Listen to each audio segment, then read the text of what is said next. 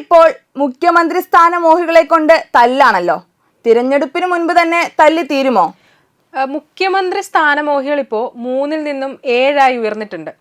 ആദ്യ പേരുകാരൻ ഇതിൽ പ്രതിപക്ഷ നേതാവായ VD സതീശൻ തന്നെയാണ്. പ്രതിപക്ഷ നേതാവാണ് പാർട്ടി അധികാരത്തിൽ വന്ന മുഖ്യമന്ത്രി ആകേണ്ടതെന്നാണ് അദ്ദേഹം കരുതുന്നത്. രണ്ടാമത്തെ ആളെന്ന് പറയുന്നത് രമേശ് ചെന്നിത്തലയാണ്. KPCCയുടെ അധ്യക്ഷനായും പ്രതിപക്ഷ നേതാവായും മന്ത്രിയുമായിട്ടും എല്ലാം പ്രവർത്തിച്ച പാരമ്പര്യവും ഇപ്പോൾ മുഖ്യമന്ത്രി സ്ഥാനത്തേക്ക് അവകാശവാദം ഉന്നയിക്കുന്നവരെക്കാൾ പാർട്ടിയിൽ സീനിയർ ആണ് എന്നതുമാണ് ചെന്നിത്തല മുന്നോട്ട് വെക്കുന്ന പ്രധാനപ്പെട്ട ഒരു വാദം എന്ന് പറയുന്നത്. മൂന്നാമത്തെ ആള് KC വേണുഗോപാലാണ്.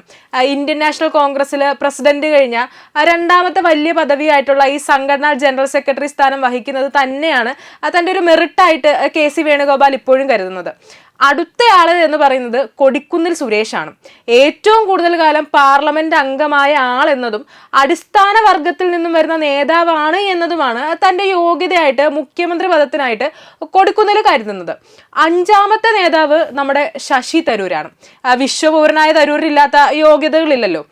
UN മുൻ അണ്ടർ സെക്രട്ടറി, മുൻ കേന്ദ്രമന്ത്രി തുടങ്ങി കോൺഗ്രസ് സംഘടനാ തെരഞ്ഞെടുപ്പിൽ പ്രസിഡന്റ് സ്ഥാനത്തേക്ക് വരെ മത്സരിച്ച വർക്കിംഗ് കമ്മിറ്റി അംഗം എന്ന ബഹുമതി വരെ തരൂരിനുണ്ട്. കോൺഗ്രസ് ദേശീയ നേതൃത്വത്തിനും KPCC നേതൃത്വത്തിനും താല്പര്യമില്ല എന്നതാണ് തരൂര് നേരിടുന്ന പ്രധാനപ്പെട്ട ഒരു വെല്ലുവിളി. മോദി ഭക്തരായ അദ്ദേഹം കോൺഗ്രസ് തഴഞ്ഞ BJPയുടെ മുഖ്യമന്ത്രി സ്ഥാനാർത്ഥിയാകാനും സാധ്യതയേറെയാണ്. ഇനി പറയാനുള്ളത് 6-ാമത്തെയും 7-ാമത്തെയും ആളുകളെ കുറിച്ചാണ്. അത് K സുധാകരനും KPCC പ്രസിഡന്റ് ആയിട്ടുള്ള സണ്ണി ജോസഫുമാണ്. ഇവരുടെ ഈ ഒരു മുഖ്യമന്ത്രി പദമോഹം അടുത്തിടെ തുടങ്ങിയതാണ്. സതീശനും ചെന്നിത്തലയും KC ഉൾപ്പെടെ മറ്റു മുഖ്യമന്ത്രി സ്ഥാനമോഹികളെല്ലാം കിടന്ന് തമ്മിലടിക്കുമ്പോൾ ഇതിനിടയിലൂടെ എങ്ങനെയെങ്കിലും നുഴഞ്ഞു കയറി മുഖ്യനാകാൻ പറ്റുമോ എന്നതാണ് ഇവരിപ്പോൾ നോക്കിക്കൊണ്ടിരിക്കുന്നത്. അതുകൊണ്ടാണ് നിയമസഭയിലേക്ക് മത്സരിക്കുമെന്ന ആഗ്രഹം സണ്ണി ജോസഫ് പോലും ഇപ്പോൾ പരസ്യമായിട്ട് പ്രകടിപ്പിച്ചിരിക്കുന്നത്. UDF എങ്ങാനും നിയമസഭയിൽ ഭൂരിപക്ഷം ലഭിച്ചാൽ ഈ 7 പേരും ചേർന്ന് ഉണ്ടാകാൻ പോകുന്ന തർക്കവും പാരവയ്പും അടിപിടിയിൽ കലാശിച്ചാലും അത് അത്ഭുതപ്പെടേണ്ടതായിട്ടില്ല. ഈ പറഞ്ഞ 7 പേരല്ലാതെ മറ്റാരെങ്കിലും നേതൃസ്ഥാനത്ത് വരാൻ അപ്പോൾ സാധ്യതയുണ്ടോ? അതിനും സാധ്യതയുണ്ട്. കാരണം MP-മാരും മത്സരിക്കരുത് എന്ന അഭിപ്രായം ആദ്യം പറഞ്ഞത് ബെന്നി ബെഹനാൻ MP ആണ്. താൻ മത്സരിക്കുന്നില്ല എന്ന് പറഞ്ഞുകൊണ്ട് തന്നെയാണ് ഇത്തരം ഒരു ആവശ്യം അദ്ദേഹം മുന്നോട്ട് വെച്ചിരിക്കുന്നത്. അത് KC വേണുഗോപാലിന്റെ വഴിമുടക്കാനാണ് എന്നാണ് എനിക്ക് തോന്നിയിട്ടുള്ളത്. A ഗ്രൂപ്പ് Y ഗ്രൂപ്പ് ഇപ്പോൾ ഒരേ പാതയിലാണ് നീങ്ങുന്നതും. കൊച്ചി കോർപ്പറേഷനിലെ മേയർ തെരഞ്ഞെടുപ്പിൽ നമ്മൾ കണ്ടതും അത് തന്നെയാണ്.